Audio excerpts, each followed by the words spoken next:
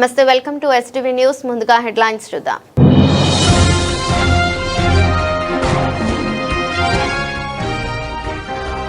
CM Chandrababu అధ్యక్షతన రెండో రోజు కలెక్టర్ల కాన్ఫరెన్స్. సూపర్ 6 సంక్షేమ పథకాల అమలుపై సీఎం సమీక్ష.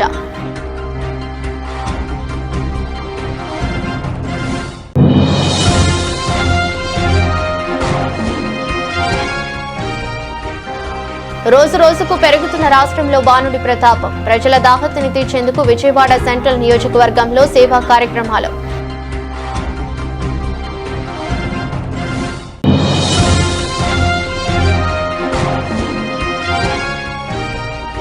విజయవంతంగా world kidney day awareness walkathon. జెండా ఊపి వాకథాన్ ను ప్రారంభించిన పోలీస్ కమిషనర్ ఎస్వి రాజశేఖర్ బాబు.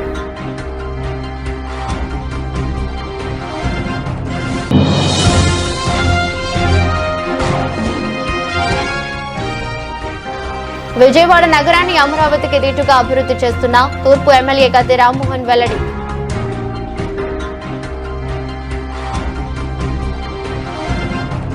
సీఎం చంద్రబాబు అధ్యక్షతన రెండో రోజు కలెక్టర్ల కాన్ఫరెన్స్ సచివాలయంలో జరిగింది. 6వ జిల్లాల కలెక్టర్ల కాన్ఫరెన్స్ లో సూపర్ 6 సంక్షేమ పథకాల అమలుపై సీఎం సమీక్ష నిర్వహించారు. సూపర్ 6 సంక్షేమం, ఆదాయార్జన శాఖలు, విద్యా, వైద్యం, నైపుణ్యాభివృద్ధి, పెట్టుబడుల అంశాలపై చర్చించారు. ఈ సందర్భంగా అధికారులకు పలు కీలక అంశాలపై సీఎం దిశానిర్దేశం చేశారు. సంపద సృష్టితో పాటు ప్రజలకు మెరుగైన జీవన ప్రమాణాలు అందేలా చూడాలని ఆదేశాలు జారీ చేశారు.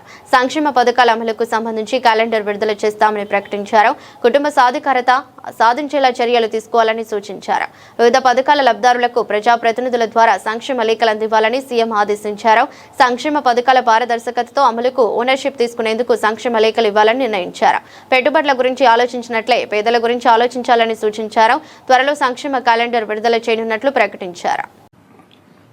అవేర్నెస్ బిల్డింగ్ ఫ్యూచర్ నాకు ఏం డౌట్ లేదు.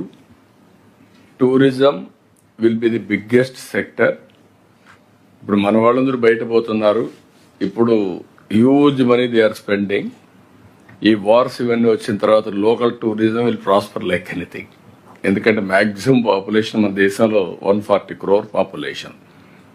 Frequent holidays, leisure and tourism ఇవన్నీ ఉంటాయి. ఇక్కడ హోటల్స్ వారు చెప్పినట్టు 10,000 కాదు 50,000 నీకు ఇచ్చిన టార్గెట్. నువ్వు 10,000 కానీ ఆగిపోతాను. 50,000 రూమ్స్ నేను చెప్పాను. అవి కాకుండా home stay, that is another. ఈ కోనసీమ ఇలాంటి ప్రాంతంలో home stay, that environment create చేయడం. మన దగ్గర అన్ని కూడా మీరు చూస్తే అమ్యూజ్మెంట్ పార్క్స్ రావచ్చు, పెద్ద ఎత్తున చేయాలా, మౌస్ చేయాలా, టెంపుల్స్ని మీరు 21 టెంపుల్స్ ఉన్నాయి.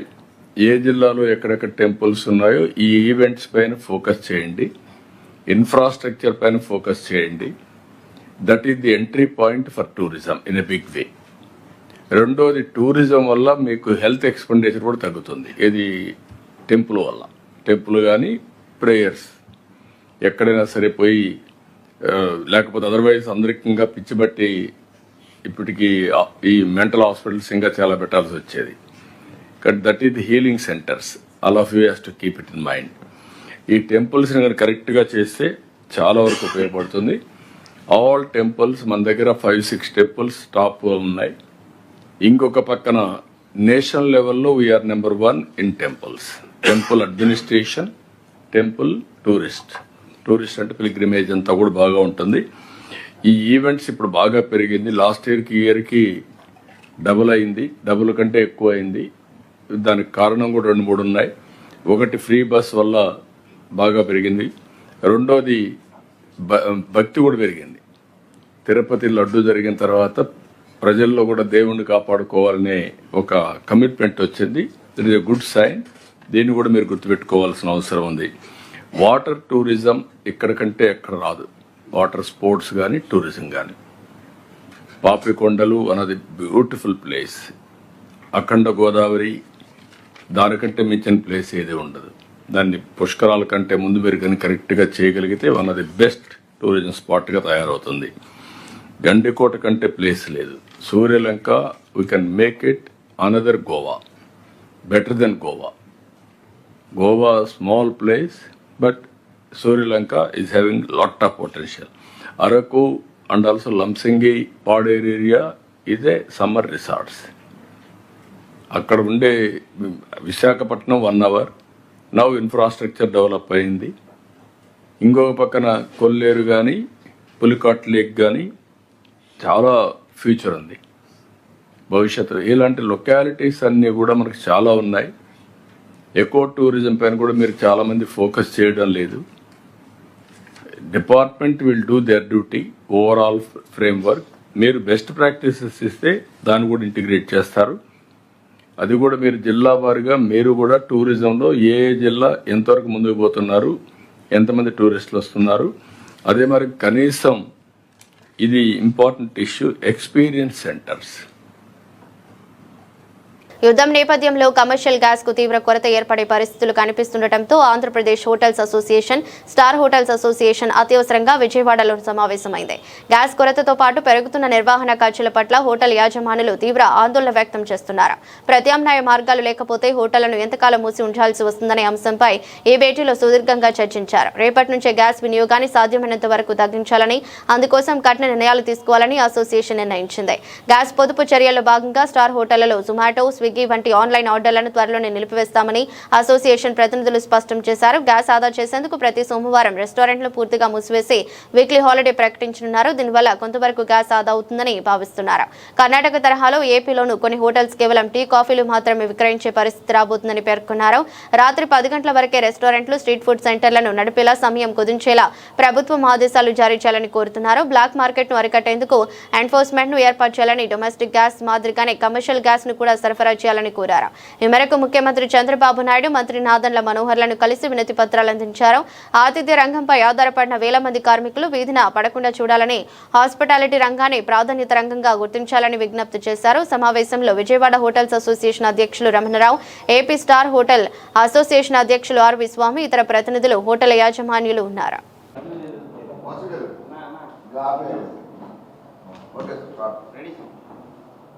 ఈ రోజున విజయవాడ హోటల్ అసోసియేషన్ కార్యవర్గ సమావేశం ముఖ్యంగా గ్యాస్ కొరత మీద, కమర్షియల్ గ్యాస్ కొరత మీద ఈరోజు మేము సమావేశం అవడం జరిగింది విజయవాడ అసోసియేషన్ ఆఫీస్లో. దీని మీద మేము అంటే ఈ గ్యాస్ కొరతని అధిగమించడానికి, రెస్టారెంట్లకి ఇబ్బంది లేకుండా చేయడానికి ఏం చేయాలనే దాని మీద కొన్ని నిర్ణయాలు మేము తీసుకున్నాం. ఆ నిర్ణయాలను మీకు నేను ఇప్పుడు తెలియజేస్తాను. అంటే కొన్ని ప్రభుత్వ పరంగా తీసుకోవాల్సిన నిర్ణయాలు ఉన్నాయి. కొన్ని మేము అసోసియేషన్ సభ్యులుగా మా ఆంధ్రప్రదేశ్ హోటల్ అసోసియేషన్ ద్వారా కొన్ని తీసుకోవాల్సిన నిర్ణయాలు కూడా కొన్ని ఉన్నాయి.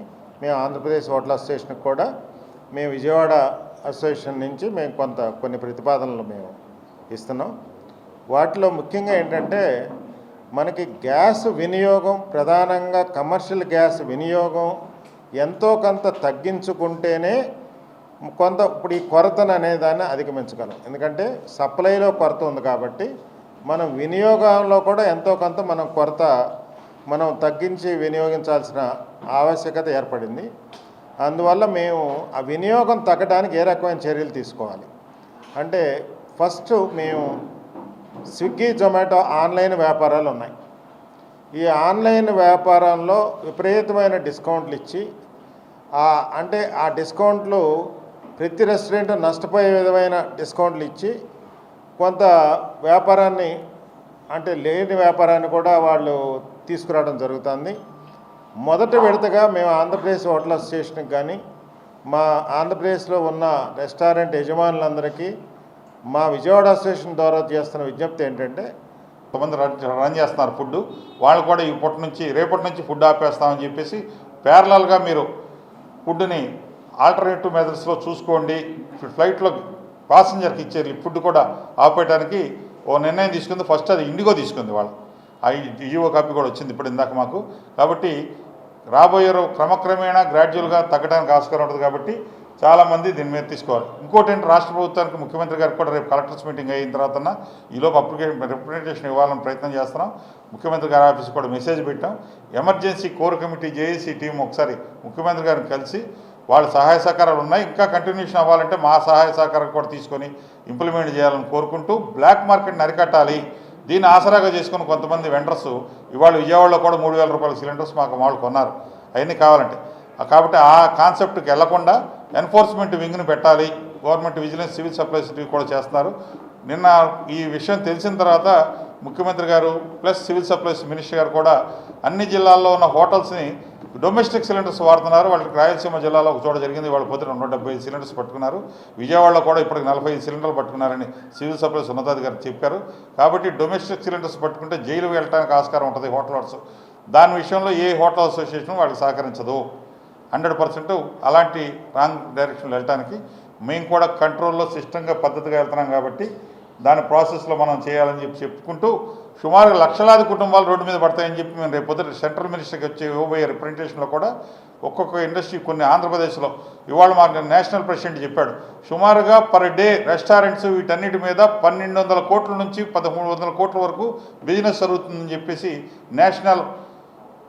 రాష్ట్రంలో బాణుడి ప్రతాపం రోజు రోజుకు పెరుగుతున్న నేపథ్యంలో ప్రజల దాహతని తీర్చేందుకు విజయవాడ సెంట్రల్ నియోజకవర్గంలో ముమ్మరంగా సేవా కార్యక్రమాలు ప్రారంభమయ్యాయి. 36వ డివిజన్ హనుమాన్పేటలోని ఏలూరు రాకులు సెంటర్, పాత గవర్నమెంట్ హాస్పిటల్ వద్ద విజయవాడ మున్సిపల్ కార్పొరేషన్ ఆధ్వర్యంలో ఏర్పాటు చేసిన చలివేంద్రాలను ప్రభుత్వ విప్ సెంట్రల్ నియోజకవర్గ శాసనసభ్యులు బోండా ఉమా ప్రారంభించారు. ఈ సందర్భంగా స్వయంగా పాదచారులకు, కార్మికులకు, వాహనదారులకు చల్లని మజ్జిగను పంపిణీ చేసి దాహతని తీర్చారు. కార్యక్రమం అనంతరం ఎమ్మెల్యే బోండా ఉమా మాట్లాడుతూ ఎండల తీవ్రత దృష్ట్యా ప్రజలకు ఊరట కలిగించేందుకు చలివేంద్రాల ఏర్పాటు అత్యవసరమని తెలిపారు. ముఖ్యంగా రహదారులపై నిరంతరం శ్రమించే కూలీలు, ఆటో డ్రైవర్లు, కార్మికులకు ఈ కేంద్రాలు ఎంతో ఉపయోగిస్తాయని తెలిపారు.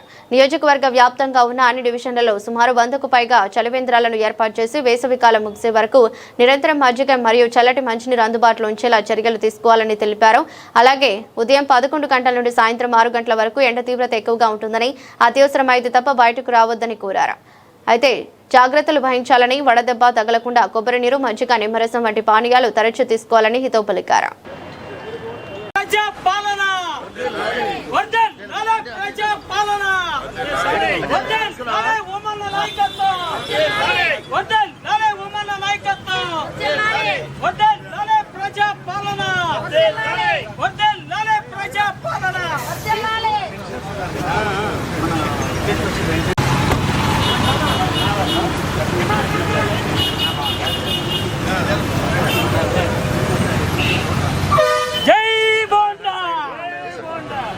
డివైడర్లపై, ఫుట్పాత్ల వద్ద, వీధుల్లో ఉన్న నిరాశ్రయులకు ఆశ్రయం కల్పించాలని నగరపాలక సంస్థ కమిషనర్ ధ్యానచంద్ర అధికారులను ఆదేశించారు. నగర పర్యటనలో భాగంగా వేముల శ్యామలాదేవి రోడ్డు, సీతారాంపురం, సాంబమూర్తి రోడ్డు, గవర్నర్పేట, పూర్ణానందంపేట, అయోధ్యనగర్ ప్రాంతాలను పరిశీలించారు. పూర్ణానందంపేట, మామిడికాయపాక ప్రాంతాల్లోని నిరాశ్రయుల వసతి గృహాన్ని కమిషనర్ పరిశీలించారు. డివైడర్లు, ఫుట్పాత్లు, వీధుల్లో ఉన్న నిరాశ్రయులను వసతి గృహాలకు తరలించి అవసరమైన వసతులు కల్పించాలని ఆదేశించారు. అలాగే వేముల శ్యామలాదేవి రోడ్డు, సీతాపురం ప్రాంతాల్లోని ప్రజా మరుగుదొడ్లను పరిశీలించి లోపాలు ఉంటే వెంటనే మరమ్మతులు చేయాలన్నారు. అనంతరం గవర్నర్పేట వెహికల్ డిపో వద్ద ఉన్న డ్రైనేజ్ పంపింగ్ స్టేషన్ను పరిశీలించి మురుగునీటి ప్రవాహం సజావుగా ఉండేలా చర్యలు తీసుకోవాలని ఆదేశించారు. ప్రపంచ కిడ్నీ దినోత్సవాన్ని పురస్కరించుకుని ప్రజల్లో మూత్రపిండాల ఆరోగ్యంపై అవగాహన పెంపొందించేందుకు ఏపీ నెఫ్రాలజిస్ట్ సొసైటీ ఆధ్వర్యంలో గురువారం ఉదయం నిర్వహించిన కిడ్నీ హెల్త్ అవేర్నెస్ వాకథాన్ విజయవంతంగా జరిగింది. కార్యక్రమాన్ని నగర పోలీస్ కమిషనర్ ఎస్పీ రాజశేఖర్ బాబు జెండా ఊపి ప్రారంభించారు. ఈ సందర్భంగా పోలీస్ కమిషనర్ ఎస్పీ రాజశేఖర్ బాబు మాట్లాడుతూ ఆధునిక జీవన శైలి, అనారోగ్యకరమైన ఆహారపు అలవాట్లు, వ్యాయామం లేకపోవడం వల్ల కిడ్నీ సంబంధిత వ్యాధులు పెరుగుతున్నాయని తెలిపారు. ప్రజలు తమ ఆరోగ్యంపై మరింత శ్రద్ధ చూపాలని, ముఖ్యంగా మధుమేహం, రక్తపోటు ఉన్న వారు క్రమం తప్పకుండా ఆరోగ్య పరీక్షలు చేయించుకోవాలని సూచించారు. ఇటువంటి అవగాహన కార్యక్రమాలు సమాజంలో ఆరోగ్యంపై చైతన్యం కల్పించడంతో పాటు ఉపయోగపడతాయని ఆయన పేర్కొన్నారు. అవయవ దానం పట్ల ప్రజల్లో చైతన్యం కల్పించడం, ఆరోగ్య సంరక్షణపై ప్రజలకు అవగాహన కల్పించడం ముఖ్యమని తెలిపారు. వైద్యులు, మెడికల్ నర్సింగ్ విద్యార్థులు, స్వచ్ఛంద సంస్థల ప్రతినిధులు, నగర ప్రజలు పెద్ద సంఖ్యలో పాల్గొని కిడ్నీ ఆరోగ్యంపై అవగాహన సందేశాన్ని ఇచ్చారు. సందర్భంగా ఆంధ్రప్రదేశ్ నెఫ్రాలజిస్ట్ సొసైటీ అధ్యక్షుడు డాక్టర్ ఎన్ అమ్మన్న మాట్లాడుతూ ప్రస్తుతం జీవనశైలి మార్పులు, మధుమేహం, రక్తపోటు వంటి వ్యాధుల కారణంగా కిడ్నీ సమస్యలు పెరుగుతున్నాయని తెలిపారు. దినోత్సవం సందర్భంగా ఈరోజు అరుణ్ కిడ్నీ సెంటర్ వారు ఒక అవేర్నెస్ ర్యాలీ ఏర్పాటు చేయడం చాలా సంతోషం. కిడ్నీల గురించి ప్రజల్లో ఒక ప్రివెంటివ్ కేర్ అనేది అది లోపిస్తూ ఉంది. సో ప్రతి ఒక్కరూ కిడ్నీలు ఎలా పనిచేస్తాయి, కిడ్నీ యొక్క ఆవశ్యకత తెలుసుకోవాల్సిన అవసరం ఉంది. అదేవిధంగా కిడ్నీలో ఏదైనా ఇష్యూస్ వచ్చినప్పుడు ఎలాగ మనం గుర్తించాలా, సో ప్రివెంటివ్ కేర్ ఎలా తీసుకోవడం దాని మీద చాలా అవగాహన కల్పించాల్సిన అవసరం ఉంది. సో ఇటువంటి అవుట్ రీచ్ ప్రోగ్రామ్స్ ద్వారా ప్రజల్లో ఒక అవగాహన రావడం అనేది చాలా ముఖ్యం. ఎందుకంటే ఈరోజు మనము చూస్తే కిడ్నీలకు సంబంధించిన వ్యాధులు చాలా పెరిగిపోతున్నాయి. ప్రజల్లో ఒక అవగాహన లేకపోవడం వల్లే ఇది జరుగుతుంది. కాబట్టి ఈరోజు డాక్టర్ అమ్మన్న గారి ఆధ్వర్యంలో అరుణ్ కిడ్నీ సెంటర్ వారు ఈరోజు ఈ కార్యక్రమం నిర్వహించడం చాలా ముదావహం. సో దీనికి విచ్చేసిన అందరికి కూడా నా హృదయపూర్వక ధన్యవాదాలు తెలియజేస్తూ ఇటువంటి సేవా కార్యక్రమాలు, అవుట్ రీచ్ ప్రోగ్రామ్స్ మరిన్ని జరుపుతారని చెప్పేసి ఆశిస్తూ ప్రజల్లో కూడా ఒక అవగాహన తెలుసుకోవాల్సిన అవసరం ఉంది. ఒకవైపున కిడ్నీ టెస్టులు చేయించుకోవాల్సిన అవసరం ఉంది. అదే గత 20 సంవత్సరాలుగా కూడా ఈ వరల్డ్ కిడ్నీ డే సెలబ్రేషన్స్ అనేది సెలబ్రేట్ చేయడం జరుగుతుంది. ఈరోజు సార్ని అడిగిన వెంటనే సార్ రాత్రి 3 గంటలకు విజయవాడ వచ్చినా వెంటనే వచ్చి ఇనాగ్రేట్ చేసింది. ఈ ర్యాలీని స్టార్ట్ చేసినందుకు మా కృతజ్ఞతలు సార్. కిడ్నీ వ్యాధుల గురించి అవగాహన పెంచుకోవాల్సిన అవసరం ఉంది. ఎందుకంటే ప్రతి 100 మందిలో 11 మంది కిడ్నీ జబ్బులు ఉంటుంది. ఇండియాలో ఆ ఇన్సిడెన్స్ ఇంకా ఎక్కువ. మనకి ఈ మధ్య చేదస్తాలు పెరిగి నాటు మందులు, యూట్యూబ్ మందులు ఇవన్నీ వాడి మరిన్ని పెరుగుతున్నారు. ఈ విధంగా వ్యాధి గురి కాకుండా ఉండాలని చెప్పి కిడ్నీ వ్యాధుల గురించి అవగాహన కల్పించడం కోసం ఈ ర్యాలీ చేశాము. ఈ సంవత్సరం ఈ వరల్డ్ కిడ్నీ డే వాళ్ళు ఎవ్రీ ఇయర్ మనకి ఈ WHO వాళ్ళు ఒక స్లోగన్ ఇస్తారు. అంటే ఈ సంవత్సరం కిడ్నీ గురించి వెళ్ళాలి. కిడ్నీ హెల్త్ ఫర్ ఆల్ అంటే అందరికీ కిడ్నీ ఆరోగ్యం ఉండాలి. కేరింగ్ ఫర్ పీపుల్ అంటే ప్రజలను సంరక్షించుకోవాలి, కిడ్నీ వ్యాధుల నుంచి ప్రజలను సంరక్షించుకోవాలి. దాని ద్వారా సేవ్ యువర్ ప్లానెట్, మన ప్లానెట్ని సంరక్షించుకోవడం, అది మన ఈ థీమ్ని ప్రచురించుకుంటూ అందరికీ చెప్పుకుంటూ పాంప్లెట్లు పంచుకుంటూ ఈరోజు ఈ ర్యాలీ ఇక్కడి నుంచి సిద్ధార్థ మెడికల్ కాలేజ్ వరకు నడుస్తుంది. Thank you sir for coming. Just move. Namaste, I'm Movani Sorkar, an Indian actress and also the daughter of PC Sorkar Jr., the legendary magician. Today I'm here at Vijayawada for a very special purpose, and that too on the 12th of March, which is the second Thursday, promoting the cause of kidney health from Arun Kidney Center. Such a wonderful effort has been put up today. As we can see, there's a walkathon happening right now. We have the commissioner with us, and of course Amanna Garu, who has brought me here. I thank him truly from my heart for giving me the opportunity to come up for this cause, which is so noble. Also, we do not know that kidneys can be fatal. So today is an awareness program which tell us to thank the part of our body which keeps us active and alive, and how to protect our kidneys so that we can be healthy and hearty, and also protect ourselves and protect the world in future. Thank you so much.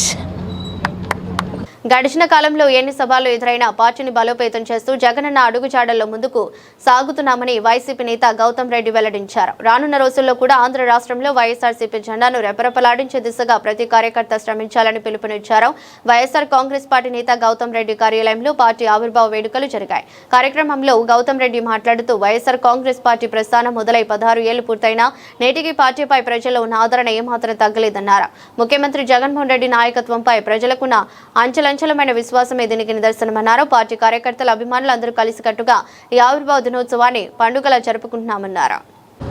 YSR Congress party ఆవిర్భావ దినోత్సవ వేడుకలు ఈ రోజున విజయవాడ నగరంలోని YSR trade union జెండా ఆవిష్కరించినటువంటి సందర్భంగా ఆ ప్రాంతంలోనే వైఎస్ఆర్ కాంగ్రెస్ పార్టీ జెండాను ఆవిష్కరించడం అనేటువంటి జరుగుతూ ఉంది.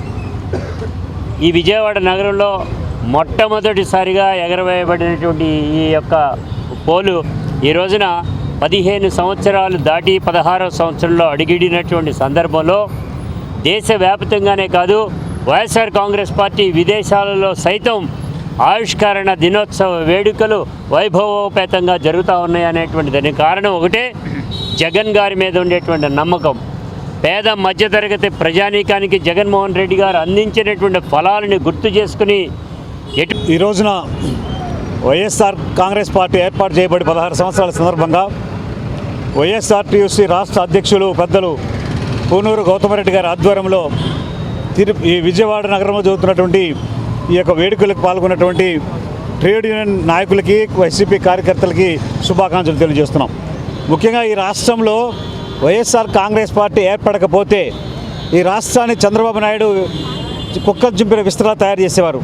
ఎందుకంటే కాంగ్రెస్ పార్టీ వారు చంద్రబాబు నాయుడు గారికి తన తొత్తులుగా మారిపోయారు. అలాగే కొత్తగా అయిపోయినట్టు జనసేన పార్టీ ఆయన ఏం చెప్తే దానికి వాహం అంటున్నారు.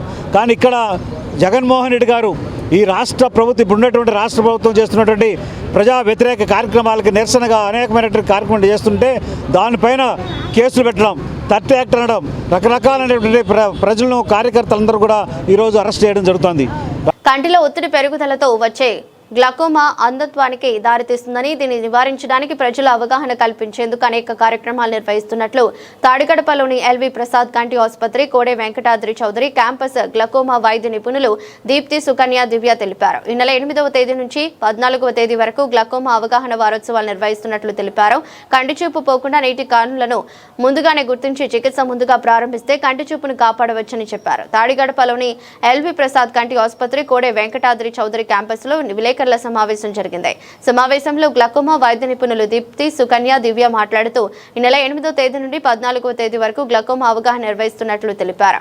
అయితే కంటి మీద ఒత్తిడి పెరగడం వల్ల కంటి నరం డ్యామేజీ అవుతుందన్నారు. ఆ నరం డ్యామేజీ అవ్వడం వల్ల చూపు తగ్గడం, చూపు కోల్పోవడం జరుగుతుందన్నారు. నీటి కాసులకు లక్షణాలు ఉండవని, అది వచ్చినట్లు కూడా తెలియదని చెప్పారు. 40 ఏళ్లు దాటిన తర్వాత క్రమం తప్పకుండా ఏడాదికి ఒకసారి పూర్తి కంటి పరీక్షలు చేయించుకోవాలని సూచించారు.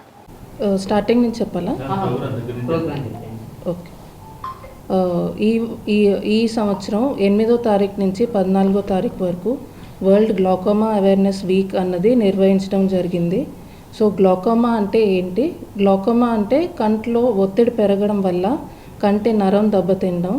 సో గ్లాకోమా ఉంది అని ఒకరికి తెలీదు. దానికి సంపూర్ణ కంటి పరీక్ష చేయించుకోవాలి. సంపూర్ణ కంటి పరీక్ష అంటే కంట్లో చూపు చెక్ చేయడం, కంటి యొక్క ప్రెషర్ చెక్ చేయడం, వెనకాల నరం చెక్ చేయడం అన్నది జరుగుతుంది. ఈ నరం పరీక్ష అప్పుడు మీ డాక్టరు నరం చూసి ఒకవేళ నీటి కాసులు ఉంటే అది మీకు చెప్పడం అన్నది జరుగుతుంది. గ్లాకోమా ఉన్నట్టు అర్లీ స్టేజ్లో పేషెంట్కి అన్నది తెలీదు. సో 40 సంవత్సరాల తర్వాత ప్రతి సంవత్సరానికి ఒకసారి కంటిలో ఒక ప్రెషర్ నరం పరీక్ష చేయించడం వల్ల ఒకవేళ గ్లాకోమా అర్లీ స్టేజ్లో కనబెడితే ఫర్దర్గా అక్కడి నుంచి చూపు తగ్గ. నమస్తే అండి, నా పేరు doctor Sukanya, glaucoma consultant, LV Prasad eye hospital, Vijayawada. So మనకి గ్లాకోమా అనేది అవేర్నెస్ అనేది చాలా తక్కువ జనాల్లో. సో ఇప్పుడు అందుకోసం మనం వరల్డ్ గ్లాకోమా వీక్ కింద ఎవ్రీ ఇయర్ మనం సెలబ్రేట్ చేసుకుంటాం. లైక్ ఈ ఇయర్ మార్చ్ 8th నుంచి 14th వరకు గ్లాకోమా వీక్ కింద చేస్తున్నాం. సో దీంట్లో మనం గ్లాకోమా అవేర్నెస్ కోసం జనాల్లో మనం కొన్ని ప్రోగ్రామ్స్ అవి కండక్ట్ చేస్తాం. గ్లాకోమా అనేది ఒక కంటి వ్యాధి, అది ఒక చాలా సీరియస్ డిసీజ్. చాలామంది జనాలకి దీని గురించి అసలు అవగాహన లేదు. దానికోసమే ఇప్పుడు మేము ఇవన్నీ చెప్పడం జరుగుతుంది. గ్లాకోమా అంటే ఒక కంటి వ్యాధి. దాంట్లో కంట్లో ప్రెషర్ పెరగడం వల్ల వెనక కంటి నరం అనేది ఎఫెక్ట్ అవుతుంది. సో దీంట్లో ఫస్ట్ లక్షణాలు అనేవి చాలా తక్కువ, మనకి తెలీదు ప్రాబ్లం ఉంది అన్నట్టు. నేను డాక్టర్ దివ్యాని, ఎల్వి ప్రసాద్ ఐ హాస్పిటల్, విజయవాడలో గ్లాకోమా కన్సల్టెంట్ని.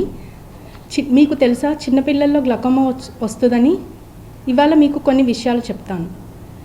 చిన్నపిల్లల్లో ఏదన్నా కంటి ఇబ్బంది ఉందని, టైం లేదని వాళ్ళని జస్ట్ ఆప్టిషియన్ వరకు తీసుకెళ్ళి చెకప్ చేయించి స్పెక్ట్స్ ఇవ్వటం చేయకూడదు. అలా చేస్తే వాళ్ళల్లో కంటి సమస్యలు మనం కనుక్కోలేము. తప్పనిసరిగా వాళ్ళని కళ్ళ డాక్టర్ దగ్గరికి తీసుకెళ్ళి పరీక్ష చేస్తే వాళ్ళకి కంటిలో ఉన్న వ్యాధుల గురించి తెలుస్తుంది. అందులో ఒకటి గ్లాకోమా.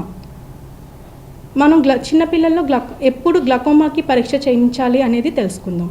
చిన్నపిల్లల్లో 2 కళ్ళు పెద్దగా ఉండటం కానీ, లేదు ఒక కన్ను పెద్దగా ఉండటం, నల్లగుడ్డు తెల్లగా ఉండటం, వెలుతురుని చూడలేకపోవటం, వెలుతురుని చూసినప్పుడు ఎక్కువగా ఏడవటం. విజయవాడ నగరాన్ని అమరావతికి దిట్టుగా అభివృద్ధి చేస్తున్నామని తూర్పు ఎమ్మెల్యే గద్దె రామ్మోహన్ వెల్లడించారు. ట్రాఫిక్ సమస్య పరిష్కరించేందుకు పెనమలూరు వరకు ఫ్లైఓవర్ల నిర్మాణానికి ప్రణాళికలు సిద్ధం చేశామని పేర్కొన్నారు. నగరంలో ఎక్కడ నీరు నిల్వకుండా డిపిఆర్ సిద్ధమవుతుందని చెప్పారు. నగరంలోని డైరీ కాలనీలోనే నూతనంగా నిర్మిస్తున్న పార్కు పనులను తూర్పు ఎమ్మెల్యే గద్దె రామ్మోహన్ ప్రారంభించారు. అనంతరం మాట్లాడుతూ విజయవాడ నగరంలో అభివృద్ధి పనులు శరవేగంగా సాగుతున్నాయన్నారు. మౌలిక సదుపాయాల కల్పనతో పాటు నగర సుందరీకరణపై ప్రభుత్వం ప్రత్యేక దృష్టి సారించిందన్నారు. డైరీ కాలనీలో నూతనంగా నిర్మిస్తున్న పార్కులో 20 లక్షల రూపాయల వ్యయంతో అభివృద్ధి పనులను ప్రారంభించామన్నారు. కేంద్ర ప్రభుత్వ సహకారంతో నగరంలోని ఖాళీ స్థలాలను ఆహ్లాదకరమైన ఉద్యానవనాలుగా మారుస్తున్నారు. ప్రభుత్వ ఆస్తులను ధ్వంసం చేసే ప్రయత్నాలను అరికడతామన్నారు. అభివృద్ధికి ఆటంకం కలిగించే చర్యలను ఉపేక్షించబోమని హెచ్చరించారు. ఎక్కువగా రోడ్ల నిర్మాణం త్వరితగతిన జరుగుతూ ఉంది.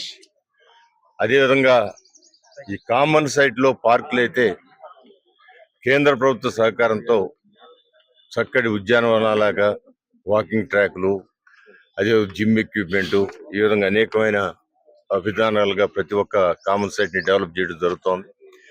ఎక్కడ చూసినా కూడా పిల్లలు అందరూ కూడా ఆడుకునే విధంగా అది డెవలప్ అవుతుంది. దానికి ఇక్కడ మనకి ఈ కాలనీ డైరీ కాలనీలో సుమారు 20 లక్షలతో ఈ పార్కును అభివృద్ధిపరచుకోవడం జరుగుతుంది. ఇక్కడ ఉన్న సమస్యల్లో డ్రైనేజ్ సమస్య ఉంది, అండర్ గ్రౌండ్ డ్రైనేజ్ సమస్య కొన్నిసార్లు ఇబ్బందులు ఉన్నాయి. ప్రత్యేకంగా ఈ స్టార్మ్ వాటర్ డ్రైన్ అనేది దానికోసం ఎంపీ కేశినేని శివనాథ్ గారు దానికి డిపిఆర్ తయారు చేయించి విజయవాడ నగరం మొత్తం కూడా ఒక ప్రణాళికాబద్ధంగా ఈ పడిన చొక్క నీరు పడినట్టు వెళ్ళిపోయే విధంగా చేయటానికి ఒక ప్రణాళిక వేసుకోవడం జరుగుతోంది. నారా చంద్రబాబు నాయుడు గారు కూడా ఆ డిపిఆర్ గనక వాళ్ళు ఇచ్చి అందరికీ ఆమోదయోగ్యం అయితే దానికి కావాల్సిన ఎన్ని వందల కోట్లైనా సరే దాన్ని ఇవ్వడానికి సిద్ధంగా ఉన్నారని చెప్పారు. అందువలన విజయవాడని సమగ్రంగా అభివృద్ధి పరచుకోవడానికి రాజధానిగా పేర్కొనబడిన విజయవాడ నగరం అమరావతి నగరంతో పోటీగా ఉండటానికి అనేకమైన ప్రణాళికలు వేస్తూ ఉన్నారు. చక్కటి ఫ్లైఓవర్లు ఇప్పటికే మనం బెంచ్ సర్కిల్ దగ్గర ఫ్లైఓవర్లు కట్టుకున్నాం, అదేవిధంగా కనకదుర్గమ్మ గుడి దగ్గర ఫ్లైఓవర్లు కట్టుకున్నాం. కొంతవరకు ఔటర్ రింగ్ రోడ్ కూడా పూర్తి చేసుకోవడం జరిగింది. కొంతవరకు ట్రాఫిక్ తగ్గినా ఇంకా కూడా ఫ్లైఓవర్లు రావాల్సింది. కొత్తగా కూడా కనకదుర్గమ్మ గుడి దగ్గర నుంచి బెంచ్ సర్కిల్ వరకు, బెంచ్ సర్కిల్ నుంచి పెనంలూరు వరకు కూడా ఫ్లైఓవర్లు కూడా శాంక్షన్ స్థితిలో ఉన్నాయి. అన్ని రకాల డిపిఆర్లు మీటింగులు అందరూ కూడా తీర్మానాలు చేయటం జరిగింది. అందువల్ల నగరాభివృద్ధి చెందుతూ ఉంది. మరి ఈ రోజున చూసాం మనం, నిన్న అమరావతిలో చాలా ఖరీదుగా పైప్ లైన్లు తగలబెట్టే పరిస్థితిలో ఇవాళ ఉంది. ఎందుకంటే ఇన్వెస్టిగేషన్ ఉంది. దానికి అక్కడ ఒక చెత్త బారుగా పోసి ఆ మంటటి నుంచి వచ్చినట్టుగా కూడా కొందరు చెప్తా ఉన్నారు స్థానికులు. గతంలో కూడా అరటి తోట తగలబెట్టి రకరకాల క్రైసిస్ క్రియేట్ చేయడానికి వైఎస్ఆర్సీపీ పార్టీ ప్రయత్నిస్తామని మనందరూ తెలుసు. ఇంకా అదే విధానంగా అక్కడ ఆస్తులు పాడు చేయడం, రోడ్లు కూడా తవ్విన బాపతి ఈ రోజున వైఎస్ఆర్సీపీ పార్టీ. గత 2019-24లో బంగారంలాగా వేసిన రోడ్లన్నీ కూడా తవ్వేసి ఆ మట్టిని కూడా కృష్ణా జిల్లాలోని చారిత్రక బందరుకోట రామనామ స్మరణతో మారుమ్రోగింది. స్థానిక శ్రీ హేమకోదండ రామస్వామి ఆలయ శిలా రాజగోపుర శిఖర ప్రతిష్టా మహోత్సవం అత్యంత వైభవంగా శాస్త్రోక్తంగా నిర్వహించబడింది. ఈ ఆధ్యాత్మిక వేడుకలో రాష్ట్ర మంత్రి కొల్లు రవీంద్ర, నీలిమ దంపతులు పాల్గొని అయోధ్య నుంచి విచ్చేసిన ప్రముఖ పండితులు మహంతి రాజ్నాథ్ స్వామి ఆధ్వర్యంలో ప్రతిష్టా కార్యక్రమాలను పూర్తి చేశారు. మహోత్సవానికి కాకినాడ శ్రీపీఠం అధిపతి శ్రీ పరిపూర్ణానంద సరస్వతి స్వామీజీ మరియు గుడివాడ ప్రణవాశ్రమం విద్యాపీఠం నిర్వాహకులు స్థైర్యానంద సరస్వతి స్వామీజీ ప్రత్యేక అతిథులుగా హాజరయ్యారు. అయితే అనంతరం సరయు నది నుండి తీసుకువచ్చిన పవిత్ర జలాలతో స్వామివారికి విశేష అభిషేకాలు చేశారు. అంతకుముందు మంత్రి దంపతులు శాస్త్రోక్తంగా హోమ పూజా కార్యక్రమాలు పాల్గొని సంకల్పం చెప్పుకున్నారు. శిఖర ప్రతిష్ఠా కార్యక్రమాన్ని తిలకించేందుకు మచిలీపట్నం మరియు దాని చుట్టుపక్కల ప్రాంతాల నుండి భక్తులు భారీ సంఖ్యలో హాజరయ్యారు. కార్యక్రమాలతో పాటు విద్యార్థులు, కళాకారులు ప్రదర్శించిన పలు సాంస్కృతిక కార్యక్రమాలు అలరించాయి. బందరుకోట కోదండరామస్వామి దేవస్థానం 2023 సంవత్సరంలో ఇక్కడ ప్రతిష్ఠ చేసుకోవడం జరిగింది. స్వామివారికి రాజగోపుర నిర్మాణాన్ని పూర్తి చేసుకుని ఈరోజు కలశ ప్రతిష్ఠ కార్యక్రమాన్ని అత్యంత వైభవోపేతంగా ఉదయం 11:43 కలశ ప్రతిష్టాపన కార్యక్రమం చేసుకోవడం జరిగింది. ఈ దివ్యమైనటువంటి ఈ కార్యక్రమం గత 3 రోజులుగా స్వామివారికి శాంతి హోమాలు, అటు రాముల వారికి, లలితమ్మ వారికి, గణపతికి ఇక్కడ అన్ని రకాలైనటువంటి యాగాలు చేసుకుని అయోధ్య నుంచి వచ్చినటువంటి మహంతుల చేత, అలాగే శ్రీపీఠం పరిపూర్ణానంద స్వామి వారి చేతుల మీదుగా కలశ ప్రతిష్టాపన మహోత్సవ కార్యక్రమాన్ని పూర్తి చేసుకున్నాం. ఈరోజు అందులో భాగంగానే ఇప్పుడు అభిషేకాలు, ఏదైతే అయోధ్య నుంచి తీసుకొచ్చినటువంటి సరయూ నది నుంచి తీసుకొచ్చినటువంటి జలాలతో పాటు దాదాపు 12 పుణ్యక్షేత్రాల నుంచి కూడా జలాలను తీసుకొచ్చి పూర్వకుంభం చేయడం జరిగింది. అలాగే ఇప్పుడు అభిషేకాలు, తర్వాత శ్రీరామ పట్టాభిషేకం, సాయంత్రం శాంతి కళ్యాణం, అలాగే స్వామివారికి దేవాలయానికి గంగా తీరాల్లో ఇచ్చేటటువంటి ఏదైతే హారతులతో ఇక్కడ రామహారతిని ఏర్పాటు చేయడం జరిగింది. ఎవరైతే అయోధ్య నుంచి వచ్చినటువంటి అక్కడ మహంతులు ఆ కార్యక్రమాన్ని నిర్వహించడం జరుగుతుంది. పెద్ద ఎత్తున భక్తులందరూ కూడా వచ్చి ఉదయం నుంచి ఈ కార్యక్రమాన్ని చాలా పెద్ద ఎత్తున విజయవంతం చేసుకోవడం జరిగింది. లోక కళ్యాణం కోసం, ధర్మ పరిరక్షణ కోసం మరి ఈ రోజు జరిగినటువంటి మహత్ కార్యక్రమంలో పాల్గొన్న ప్రతి ఒక్కరికి కూడా మనస్ఫూర్తిగా హృదయపూర్వక ధన్యవాదాలు తెలియజేస్తూ రాముల వారి ఆశీర్వచనాలు అందరికీ ఉండాలి, అందరూ సుఖ సంతోషాలతో ఉండాలని చెప్తూ లోకా సమస్తం సుఖినో భవంతు. ఇంకా స్వామి మనదే ఉన్నంత స్వామి వారే అయోధ్య నుంచి వాళ్ళు పిలిపించుకున్నారు. అలాగే భవిష్యత్తులో ఆ స్వామి నిర్ణయించుకుంటారు ఆయన ఎలా ఇక్కడ చేయాలనేది. ఎందుకంటే చెప్తా ఉన్నారు కరెక్ట్ గా కలిసి ప్రతిష్టాపన కార్యక్రమంలో గరుడ పక్షుల పైన వచ్చి సంచరించినాయి అని చెప్తా ఉన్నారు. అది నిజంగా ఆ స్వామి ఆశీర్వచనం అని చెప్పి నేను భావిస్తున్నాను.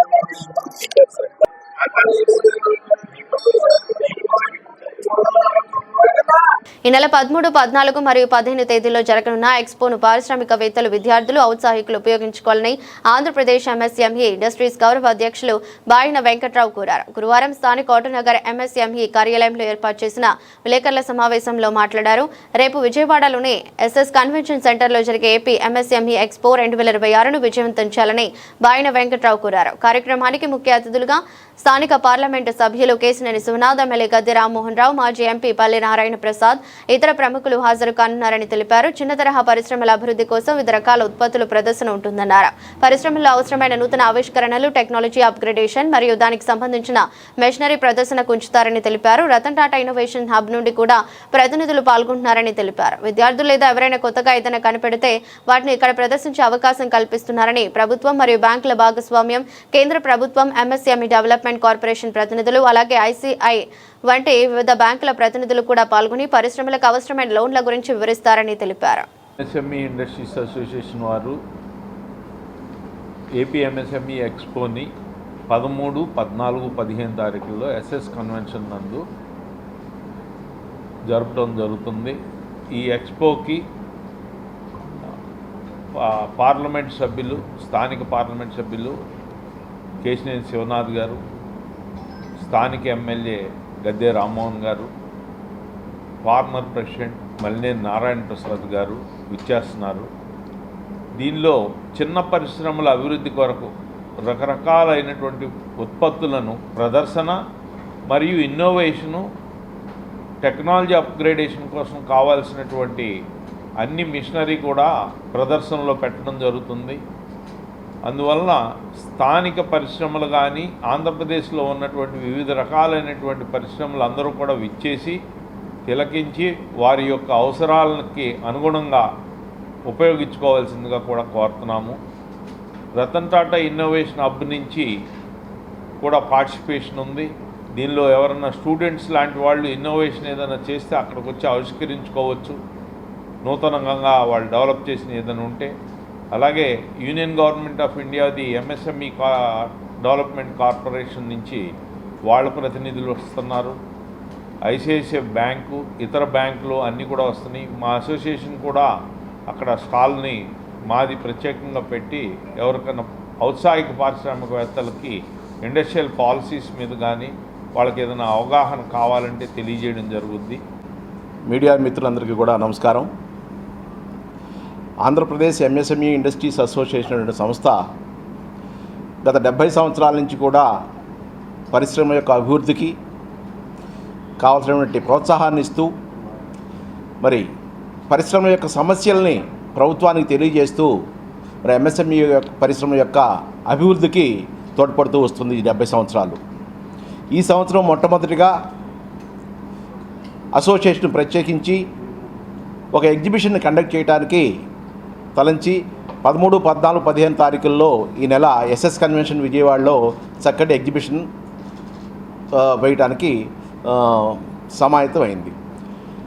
ఈ ఎగ్జిబిషన్లో పరిశ్రమల యొక్క ఉత్పత్తులను ప్రదర్శించుకోవడం, అలాగే ఈ ఏరియాలో ఉన్నటువంటి మ్యానుఫ్యాక్చరింగ్ క్యాపబిలిటీస్ని బయటికి తీసి మరి మార్కెట్ సదుపాయం కలుగు చేసేటట్లుగా మనం ఏర్పాటు చేయటం, అలాగే కొత్త టెక్నాలజీని పరిచయం చేయటం, ఇండస్ట్రీ 4కి సంబంధించినటువంటి టెక్నాలజీస్ స్టార్టప్స్ కానివ్వండి, అలాగే నూతన తర పారిశ్రామికవేత్తలకు కానివ్వండి, ఇప్పుడున్నటువంటి ఇండస్ట్రీ 4లో ఉన్నటువంటి డెవలప్మెంట్స్ అన్నీ కూడా వారికి అందుబాటులోకి తెచ్చే విధంగా ఇలా వివిధ రకాల టెక్నాలజీ స్టాల్స్ అన్నీ కూడా ఈ యొక్క ఎగ్జిబిషన్లోకి తీసుకురావడం జరుగుతూ ఉంది.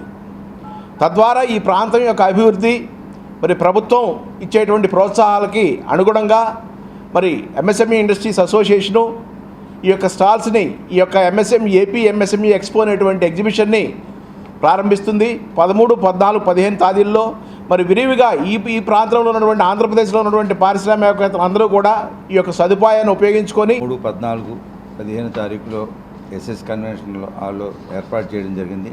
దీన్ని అన్ని రకాలుగా కూడా మా ఇక్కడ లోకల్గా తయారయ్యే ప్రోడక్ట్స్ కూడా ఎగ్జిబిట్ చేయడం జరుగుతుంది. ఆటోమొబైల్ ప్రోడక్ట్స్ కానీ, ఆటో లారీలకి సంబంధించిన హెవీ ట్రైలర్కి సంబంధించినవి, ముఖ్యంగా రైతులు ట్రాక్టర్ ట్రైలర్కి సంబంధించిన కమాన్ కట్టలు కూడా దీంట్లో ప్రదర్శించడం జరుగుతుంది. కనుక అందరూ కూడా వచ్చి దీన్ని సద్వినియోగం చేసుకోవాలని కోరుతున్నాను.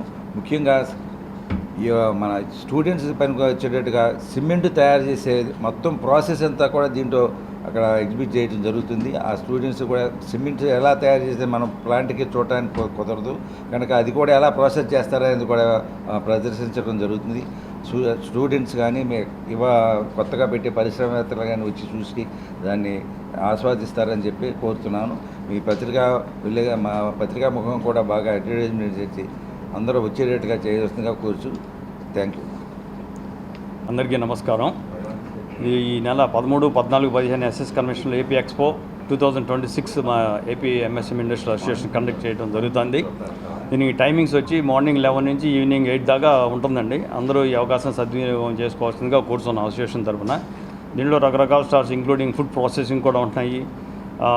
1 man 1 ఎంటర్ప్రెన్యూర్ అంటున్నారు మన గవర్నమెంట్ కూడా. దానికి ఎంకరేజింగ్గా అన్ని రకాల స్టాల్స్ ఉంటున్నాయి. అది వచ్చి అందరూ ఉపయోగించుకుని దాన్ని సద్వినియోగం చేసుకోవాల్సిందిగా మరియు జయప్రదం చేయవలసిందిగా మీ ద్వారా మేము విజ్ఞప్తి చేస్తున్నాం. Thank you.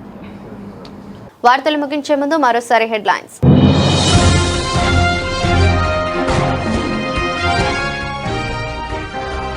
సీఎం చంద్రబాబు అధ్యక్షతన 2వ రోజు కలెక్టర్ల కాన్ఫరెన్స్. సూపర్ 6 సంక్షేమ పథకాల అమలుపై సీఎం సమీక్ష.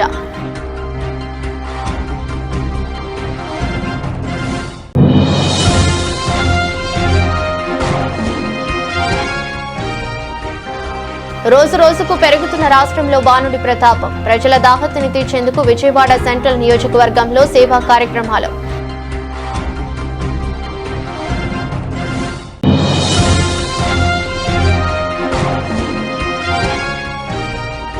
విజయవంతంగా world kidney day awareness walkathon. జెండా ఊపి వాకథాన్ ను ప్రారంభించిన పోలీస్ కమిషనర్ ఎస్వి రాజశేఖర్ బాబు.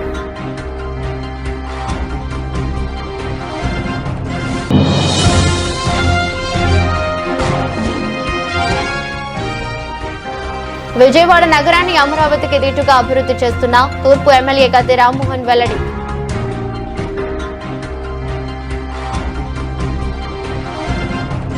ఇది రోజు బులెటిన్. మరో బులెటిన్లో మళ్ళీ కలుద్దాం. అంతవరకు సెలవు. నమస్కారం.